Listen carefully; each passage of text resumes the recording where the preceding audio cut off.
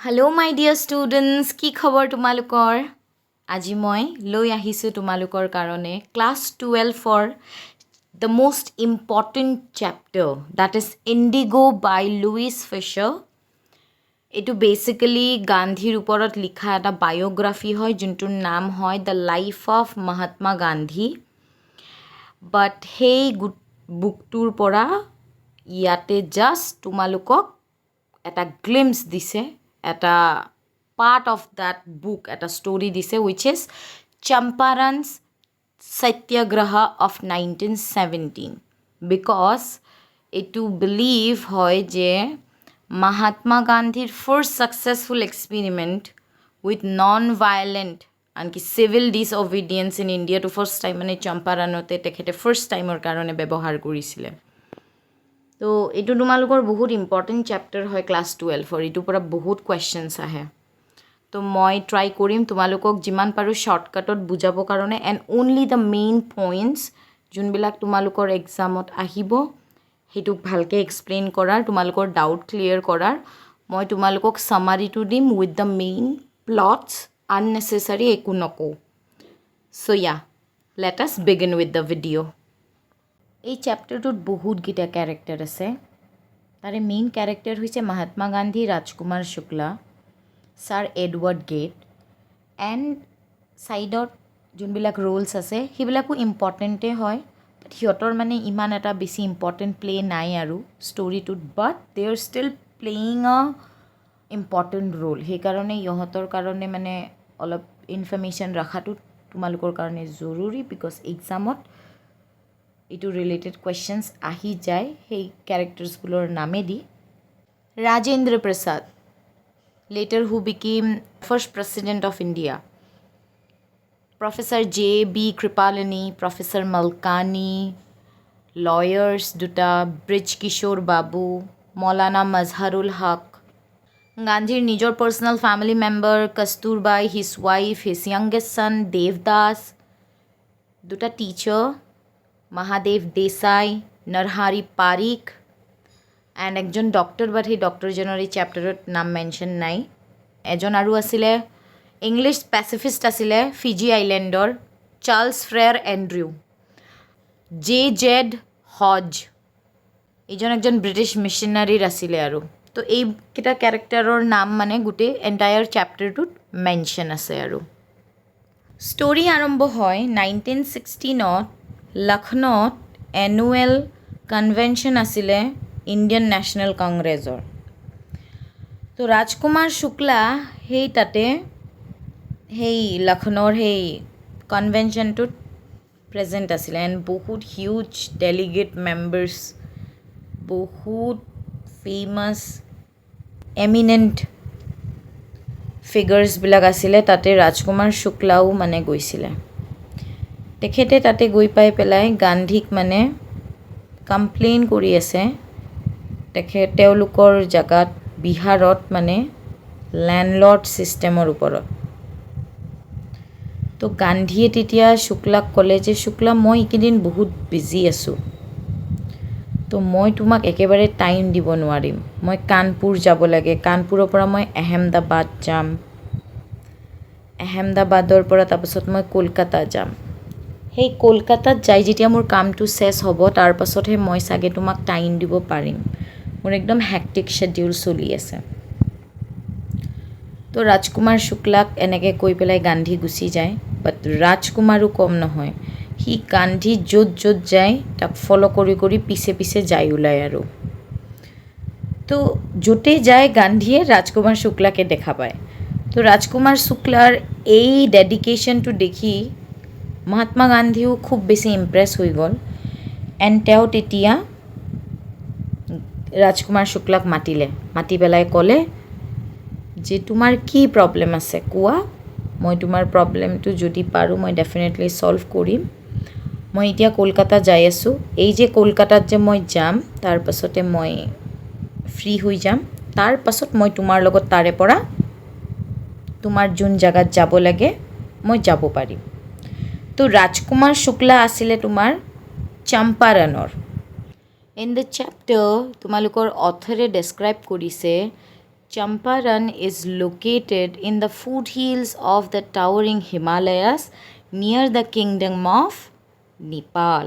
ঠিক আছে West Champaran যোনটো আছে না is a district located in the northeastern part of Bihar, India and bordering the Nepal আর কি Nepal border ওচৰত ৰাজকুমাৰ শুক্লাই গান্ধীক কোৱা ষ্টাৰ্ট কৰিলে যে সিহঁতৰ চম্পাৰণত একচুৱেল প্ৰব্লেমটো কি চলি আছিলে চ' দ্য প্ৰব্লেম ৱাজ চম্পাৰণৰ যিমান মানে লেণ্ড অ'নাৰবিলাক আছিলে সেইবিলাকতো গোটেই ব্ৰিটিছবিলাকে আছিলে ৰাইট তো সেই ব্ৰিটিছ অফিচাৰ্ছবিলাকে সেই ব্ৰিটিছ লেণ্ডলৰ্ডছবিলাকে সিহঁতৰ মাটিবিলাক মানে ফাৰ্মাৰ্ছবিলাকক আমাৰ ইণ্ডিয়ান ফাৰ্মাৰ্ছবিলাকক খেতি কৰিবৰ কাৰণে দিছিলে তো এতিয়া যাৰ যি ইচ্ছা যোনে যি খেতি কৰে কৰিব পাৰে বাট তাতে এটা টুইষ্ট কি আছিল যোনে যি খেতি কৰে কৰক বাট নিজৰ খেতিত তেওঁলোকে 15% এৰিয়াত মানে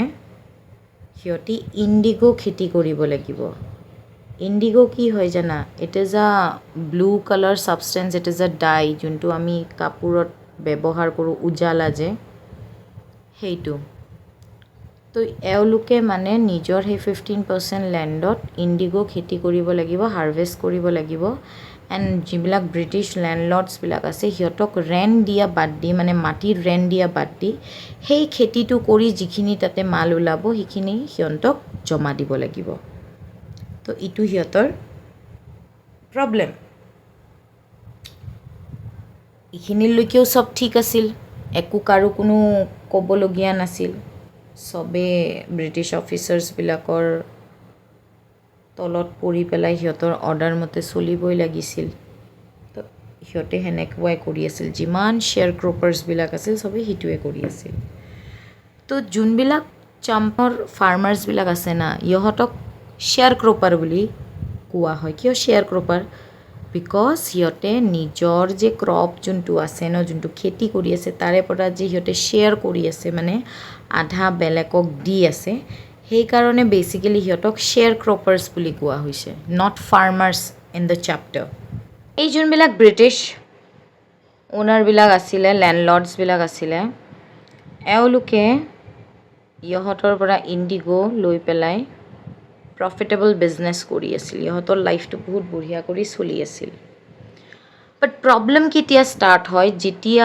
এই ব্ৰিটিছাৰ্ছবিলাকে খবৰ পায় যে জাৰ্মানীত নেকি চিন্থেটিক ইণ্ডিগো বনোৱা ষ্টাৰ্ট হৈছে এণ্ড সেইটোৰ দাম বহুত কম আৰু সেইটো বহুত জল্দি মেনুফেকচাৰ হৈ যায় আছিল যোনটো নেকি ইহঁতৰ যোনটো নেচাৰেল ইণ্ডিগো খেতি যোনটো ইহঁতৰ পেচেঞ্চবিলাকে কৰি আছিল সেইটোত কৰি এইটো যোনটো জাৰ্মানীৰ চিন্থেটিক কেমিকেল ইণ্ডিগোটো আছিল সেইটো দি ইহঁতৰ প্ৰফিট বেছি হৈ আছিল তো তেতিয়া ব্ৰিটিছ অফিচাৰ্ছবিলাকে ভাবিলে যে এতিয়াৰ পৰা আমি এইবিলাক এটা কাম কৰোঁ যে এই জাৰ্মানীৰ পৰাই চিন্থেটিক ইণ্ডিগোবিলাকে লওঁ বিকজ আমাৰ এই ইণ্ডিয়ানবিলাকে যোনটো ইণ্ডিগো খেতি কৰি দি আছে সেইটোৰ পৰা যিখিনি লাভ পাই আছোঁ তাতকৈও বেছি লাভ মানে এই চিন্থেটিক ইণ্ডিগোটো দি পোৱা যাব তো তেওঁলোকে ভাবিলে যে এইটো এটা কাম কৰোঁ আমি তাৰে পৰাই লোৱা ষ্টাৰ্ট দিওঁ তেতিয়াহ'লে সিহঁতে আৰু বেছি হাই ষ্টেক বিজনেছ কৰিব পাৰিব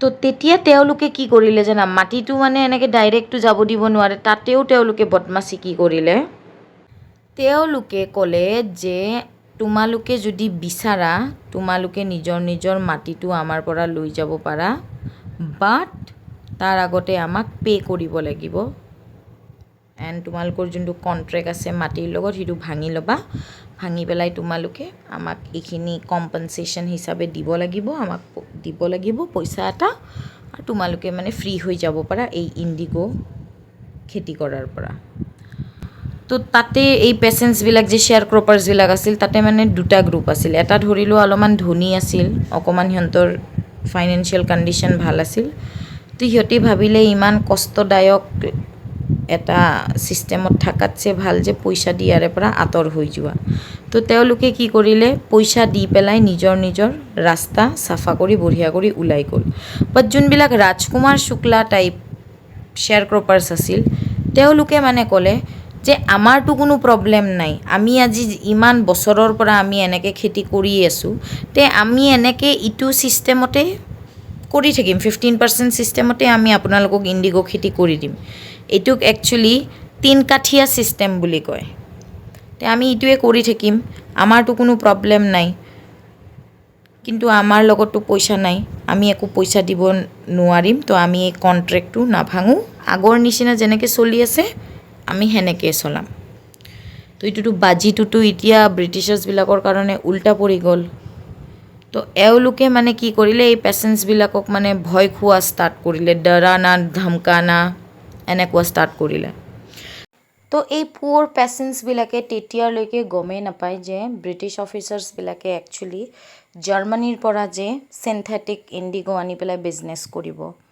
তো যেতিয়া এই ছিটুৱেশ্যনটো চলি আছিল, সেই তেতিয়া কিবা কৰি গোটেই আমাৰ পুৱৰ পেচেণ্টছবিলাকে, শ্বেয়াৰ ক্ৰপাৰ্ছবিলাকে খবৰটো পাই গ'ল যে এই ব্ৰিটিছাৰ্ছবিলাকে কেনেকৈ ইহঁতক ঠগি আছে আৰু কেনেকুৱা বেইমানি কৰি আছে।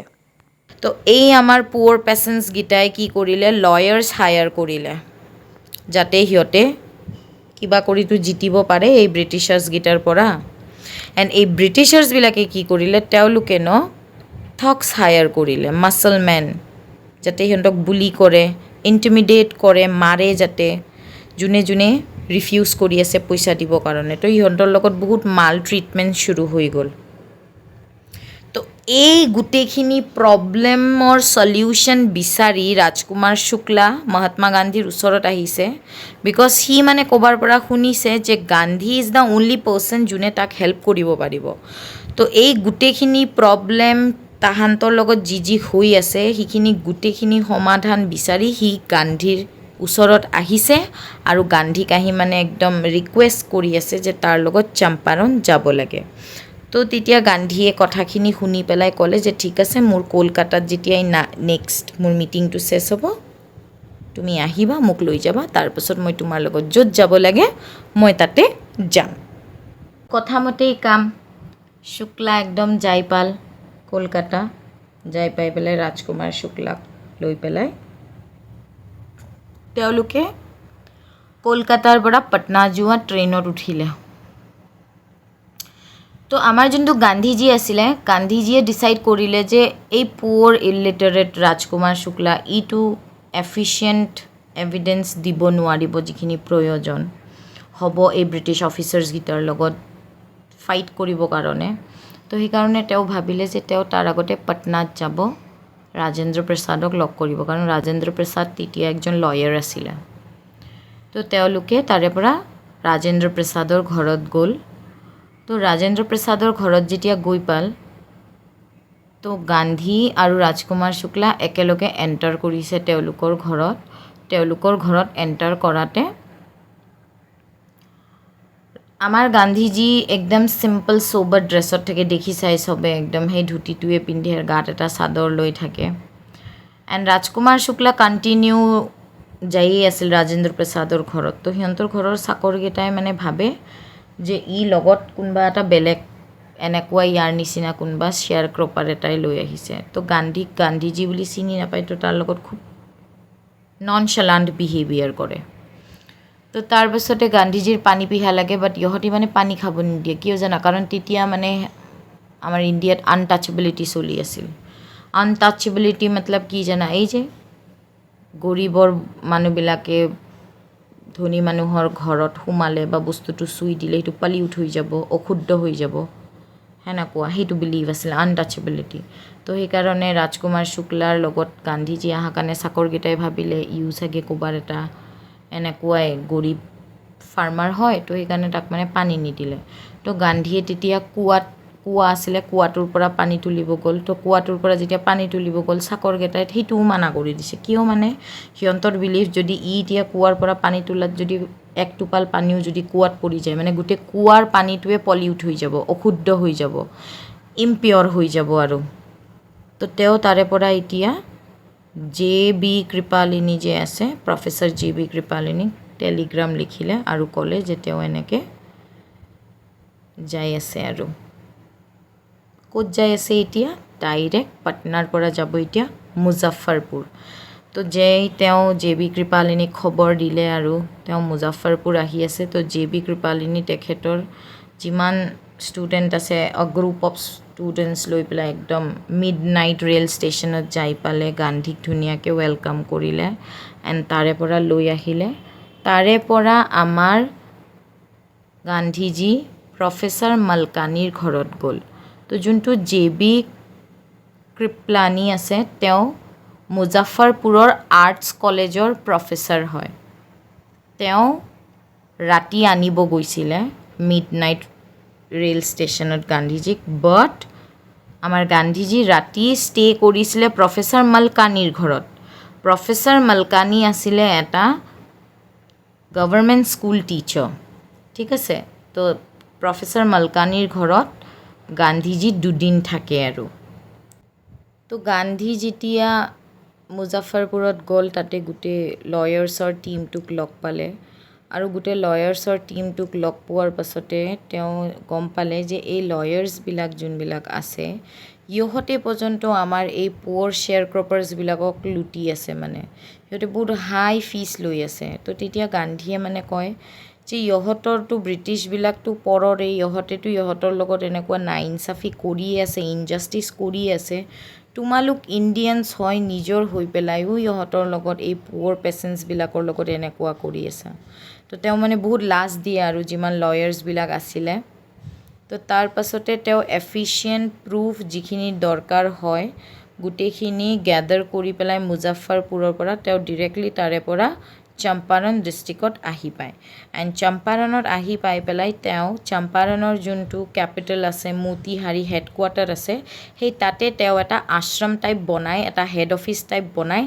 এণ্ড তাতে গোটেই যিমান সেই লয়াৰ্ছৰ টীমবিলাক আছিলে চববিলাক থাকে এণ্ড এটা অফিচ টাইপ এটা ছেটআপ কৰে এণ্ড তাতে মানে তেওঁ নিজৰ ফাৰ্ডাৰ ইনভেষ্টিগেশ্যন কৰা ষ্টাৰ্ট দিয়ে আৰু তো গান্ধীয়ে যেতিয়া মতিহাৰীত নিজৰ এটা হেডকোৱাৰ্টাৰ অফিচ টাইপ এটা ছেটআপ কৰে তো তাতে যেতিয়া সিহঁতে কাম কৰি থাকে আৰু তো তেতিয়াই তেওঁ খবৰ পায় যে ওচৰৰ গাঁৱৰে এটা গৰীব পেচেণ্ট এটাক মানে বহুত মাল ট্ৰিট কৰা হৈছে আৰু তাৰপিছতে লগে লগে গান্ধী তাতে যায়ো যে কিহত জানা হাতীৰ পিঠিত বহি পেলাই যায় তো তেতিয়া যাই থাকোঁতে ব্ৰিটিছ অফিচাৰ্ছবিলাকৰ এটা মেছেঞ্জাৰ এটা আহি পাই পেলাই তাক মানে এখন অফিচিয়েল ন'টিচ দি কয় যে আপুনি চম্পাৰণ বাদ দি ইয়াৰে পৰা গুচি যাওক চম্পাৰণতো আপুনি লোকেল নহয় ইয়াতে আপুনি চম্পাৰণৰ মানুহৰ লগত কি মানে ইমান উস্তাদি দেখাব আহিছে এনেকৈ মানে কয় তেতিয়া গান্ধীয়ে কয় যে মই চম্পাৰণ এৰি ক'তো নাযাওঁ দিছ ইজ মাই ইণ্ডিয়া ইয়াতে মই বাহিৰা মানুহ নহয় আপোনালোকেহে বাহিৰা মানুহ তো এনেকৈ সি মানে কৈ পেলাই যোনটো ৰচিদ থাকে যোনটো মানে তোমাৰ ন'টিচ থাকে সি মানে সেইটো ডিজঅবে কৰি দিয়ে সেই অৰ্ডাৰটো এণ্ড সেইটো গান্ধীজীৰ ৱাজ ফাৰ্ষ্ট চিভিল ডিছঅবিডিয়েণ্ট মুভমেণ্ট ব্ৰিটিছৰ প্ৰতি মানে ফাৰ্ষ্ট কিবা এটা এনেকুৱা বস্তু যোনটো তেওঁ মানে ডিছঅবে কৰিছিলে আৰু তো সেনেকৈ কোৱাৰ পাছতেতো সেই মেছেঞ্জাৰটো গুচি যায় আৰু গান্ধী আহে তাৰ মতিহাৰীত এণ্ড মতিহাৰীত আহি পেলাই যিমান মানে তোমাৰ কিবাবিলাক আছিলে পুৱাৰ পেচেণ্টছবিলাক আছিলে তেওঁলোকে চবে মানে তাক দেখি পেলাই বহুত সাহাৰা পায় তাৰ কথা শুনি পেলাই সিহঁতে বহুত সাহস পায় তো সিহঁতৰ মনত মানে লাহে লাহে এতিয়া ভয় ব্ৰিটিছৰ প্ৰতি মানে কমি যাই আছে আৰু এণ্ড লাহে লাহে এতিয়া সিহঁতে লিবাৰেশ্যনৰ ফালে মানে বিগিনিং আৰু জাষ্ট আৰম্ভণি আৰু সিহঁতৰ মানে ভয়টো বাদ দি আছে আৰু এণ্ড লগতে অকল চম্পাৰণ বুলি নহয় চম্পাৰণৰ ওচৰ পাছৰত আৰু যিমান গাঁও থাকে চব গাঁৱৰ পৰা যিমান পুৱাৰ ইলিটাৰেট পেচেণ্টছ শ্বেয়াৰ ক্ৰপাৰ্ছ থাকে চব আহে মহাত্মা গান্ধীৰ ওচৰত তাহাঁতি মানে শুনা পায় যে এনেকুৱা একজন কোনোবা আহিছে যোনে আমাক হেল্প কৰিব তো ব্ৰিটিছাৰ্ছবিলাকে এতিয়া বিৰাট ভয় খাই যায় ব্ৰিটিছাৰ্ছবিলাকে বহুত ভয় কাৰণ কিয় ব্ৰিটিছাৰ্ছবিলাকে অলৰেডি গান্ধীৰ বিষয়ে জানে গান্ধী কিমান এটা পাৱাৰফুল মানুহ হয় তো সিহঁতে জানে এতিয়া যদি এই ভয়টো চম্পাৰণৰ পেচেণ্টছবিলাকৰ মনৰ পৰা ওলাই যায় আৰু গান্ধীৰ লগত যদি সিহঁতে ইনফ্লুৱেঞ্চ হৈ যায়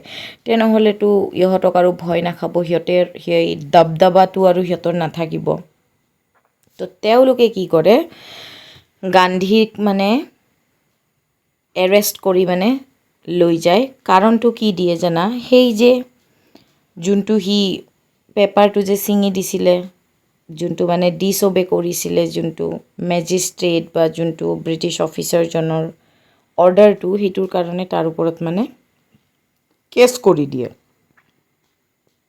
এতিয়াতো গান্ধীক লৈ পেলাই তাৰপিছতে গুচি যায়, জেলত গুচি যায়।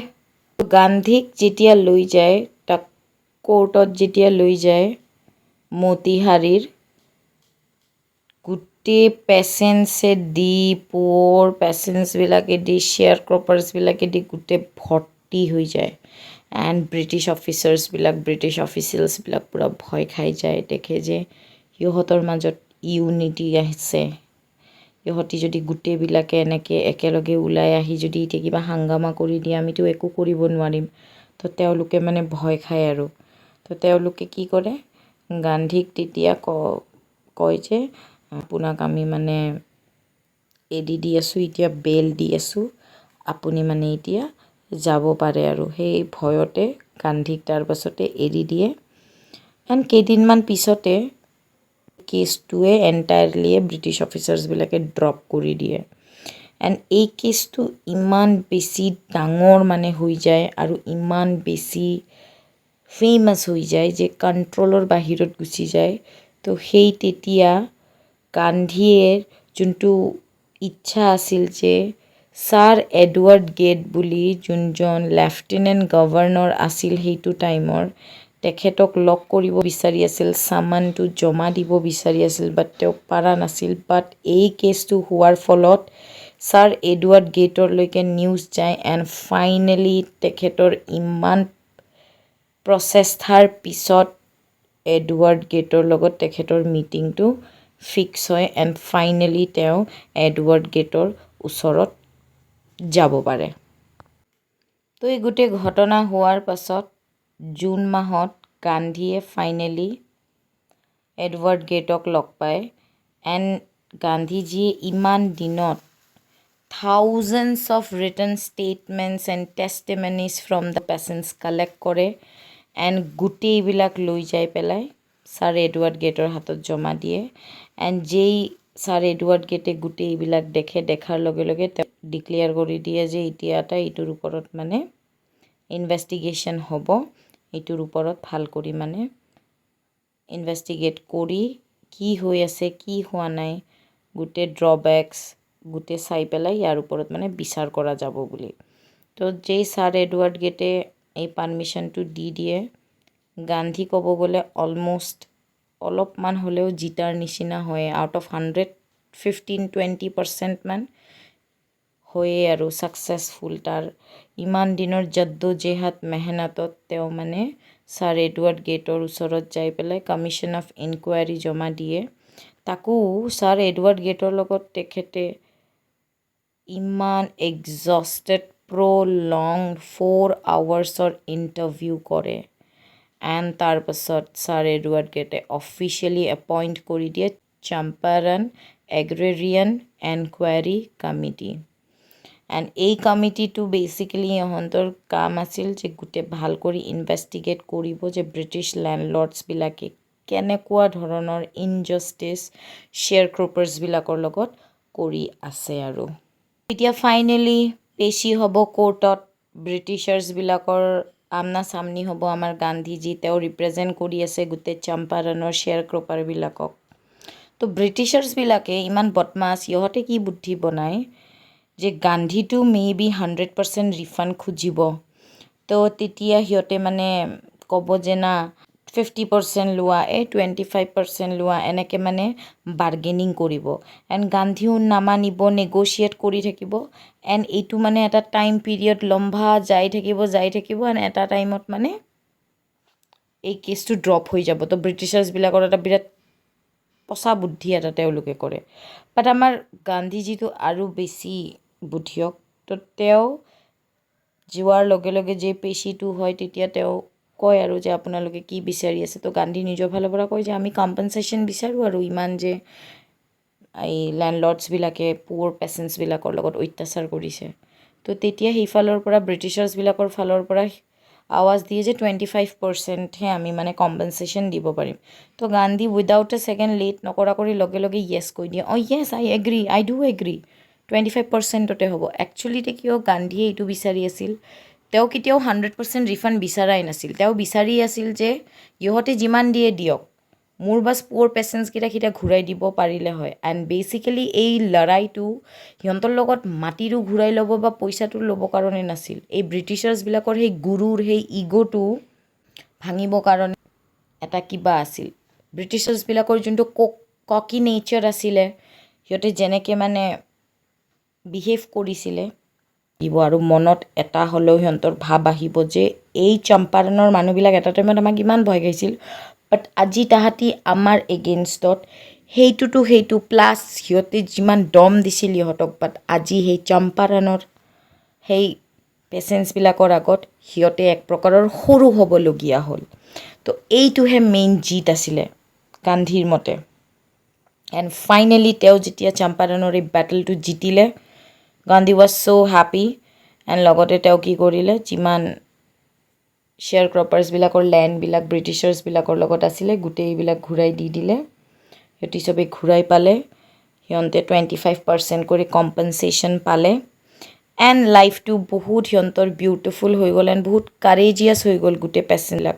সিহঁতৰ ভিতৰত মানে এটা ক'বাৰ পৰা মানে এটা আকস্মিক শক্তি এটা এনেকুৱা আহি গৈছে, এনেকুৱা এটা সিহঁতৰ মাজত ব্ৰেভনেছ আহি গৈছে যে এতিয়া মানে সিহঁতে আগৰ নিচিনা ভয়াতুৰ নাই আৰু।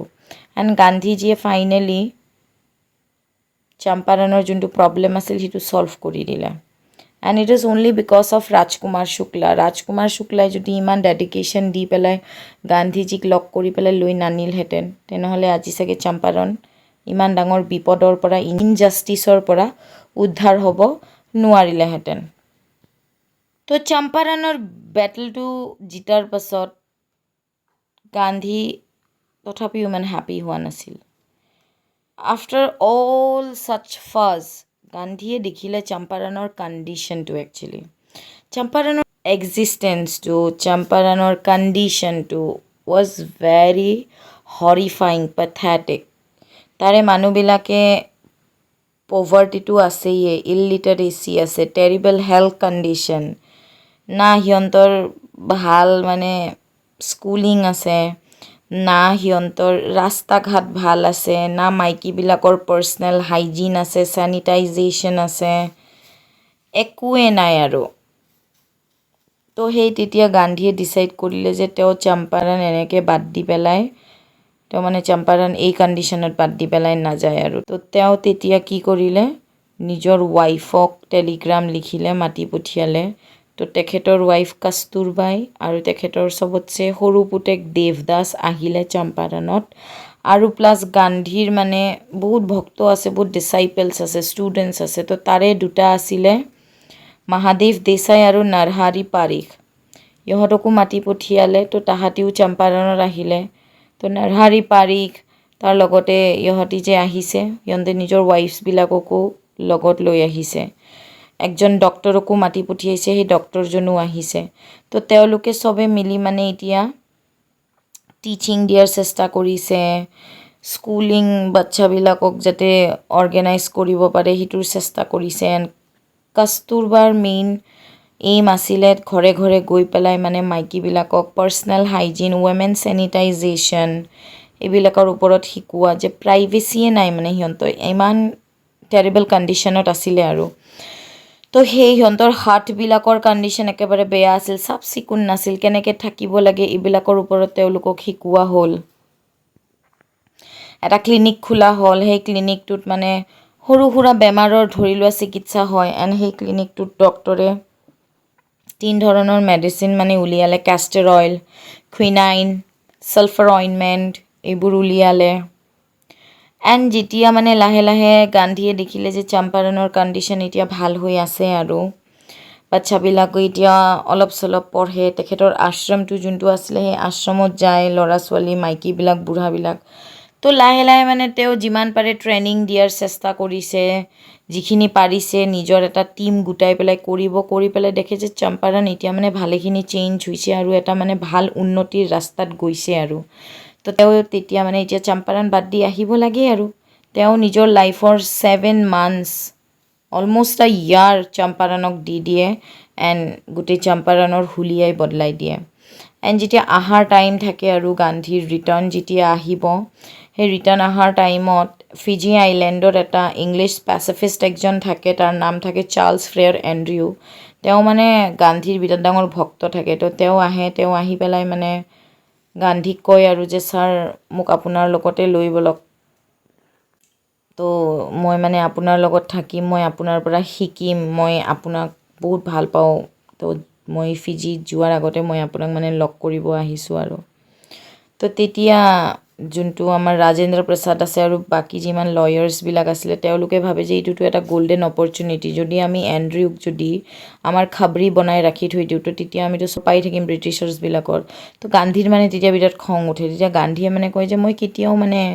এনেকুৱা ধৰণৰ বেইমানি মই নকৰোঁ মই মোৰ ইণ্ডিয়ান পিপল আমি আমাৰ নিজৰ স্বাধীনতা আমি নিজে ল'ম ইয়াতে আমি কেতিয়াও ইংলিছ মানুহক মানে জড়িত নাৰাখোঁ নহ'লে ফিউচাৰত কি হ'ব আমি যেতিয়া স্বাধীনতা লাভো কৰিম তেতিয়া চবে ক'ব যে তাতে ব্ৰিটিছাৰ্ছবিলাকৰো হাত আছিল বাট যেতিয়া আমি চবে নিজে মিলি পেলাই কৰিম এটা ব্ৰিটিছাৰ্ছো হাত নাথাকিব তেতিয়াহে আমাৰ সেইটো ৰিয়েল ভিক্টৰী হ'ব আৰু এণ্ড এনেকৈ কৈ পেলাই তেওঁ এইটোও কয় যে ইংলিছমেনজনৰ দায়িত্ব তেওঁ নিজে কৰিব এণ্ড আমিতো উইক নহয় না যে আমি কাৰোবাৰ হেল্প ল'ম বা কাৰোবাৰ এডভান্টেজ লৈ পেলাই আমি জিতিম এটা ৱাৰত কেতিয়াও আমি বেইমানি কৰিব নোৱাৰোঁ তো it is a kind of ৱাৰে না তো এনেকৈ কয় আৰু এণ্ড ইয়াতে মানে আমাৰ এই এণ্টায়াৰ চেপ্টাৰটো খতম হৈ যায় এণ্ড গান্ধীয়ে এণ্ডিঙত এটা কথাই কয় যে চম্পাৰণৰ যোনটো এপিছ'ড আছিলে তাৰ লাইফৰ কাৰণে সেইটো এটা টাৰ্ণিং পইণ্ট হয় it is one of the most beautiful and memorable thing for him because ইটোৰ পৰা সি বহুত বস্তু শিকিছে